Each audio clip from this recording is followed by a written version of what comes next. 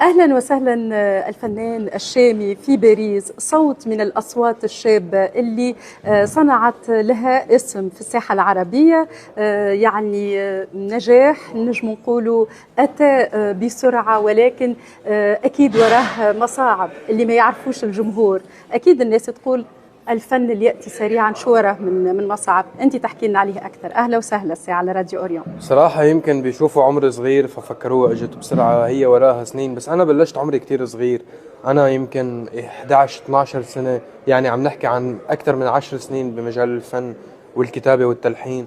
فهي الرحلة الطويلة كلياتها الحمد لله أثمرت بأهم مسارح العالم، ومنها اليوم الحمد لله. أكيد أول مرة في باريس جمهور الجالية العربية، ما نقولش كان من سوريا ولكن من العالم العربي، يأتيك اليوم من كل الدول الأوروبية اليوم ليحضر هذا الصوت، ومن عديد الأجيال خاصة الجيل المراهقين. شنو هو السر الكبير ربما وراء المحبة هذه للفنان اللي ربما حب يوصل لهم أكثر لقلوبهم، لمشاغلهم، لمشاكلهم؟ هذا زمن الحقيقة، زمن الصدق، زمن السوشيال ميديا بتكشف الحقائق وبتكون قريبة من الجمهور. بهذا الزمن يلي بيقدر يوصل لقلوب الجمهور بحقيقته المطلقة وبيزرع معهم على المدى البعيد هو اللي بينجح الحمد لله رب العالمين. وأنا هذا اللي عملته، نزلت لهم الأغنية الحلوة واللي بتعبر عنهم وكنت قريب منهم، وهذا الشيء أثمر الحمد لله على المدى القريب وحيأثمر على المدى البعيد إن شاء الله. اليوم باريس أي فنان عربي كبير يتمنى يعني الوصول على ركح مسرح من مسارح الكبرى لباريس. الفنان الشامي ترى هذه ربما كان حلم يوما من الأيام أنه توصل لركح المسرح في باريس وتقابل الجالية العربية هنا؟ أكبر من حلم. صراحة في أشياء ما فكرنا أو كانت أكبر من إنه نحلم فيها وتحققت، ومنه هذا الشيء. اليوم لحظة مش عابرة بحياتي، اليوم لحظة تاريخية. إني وقف على هذا المسرح يلي وقفوا عليه عمالقة وعظماء من قبلي، مش فقط عرب، من كل العالم.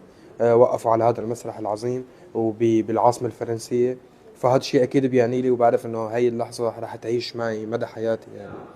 ماذا ينتظر الليلة الجمهور اللي يحضر الشيء؟ لحظات فرح وسعادة وغناء وطرب، وننبسط مع بعضنا ونضحك مع بعضنا ونغني مع بعضنا.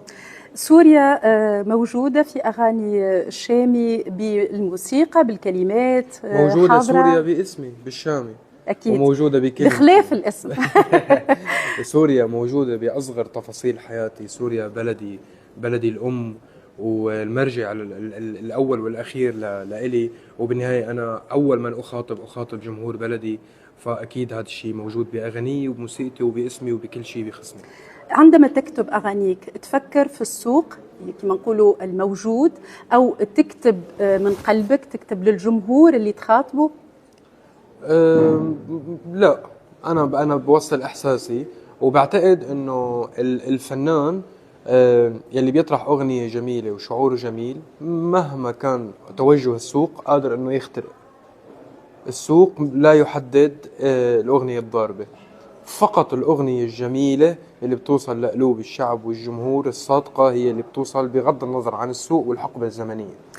السوشيال ميديا أكيد يعني وإحنا في عصر الصورة، ترى إنها مهمة الآن لأي فنان في بداية مشواره؟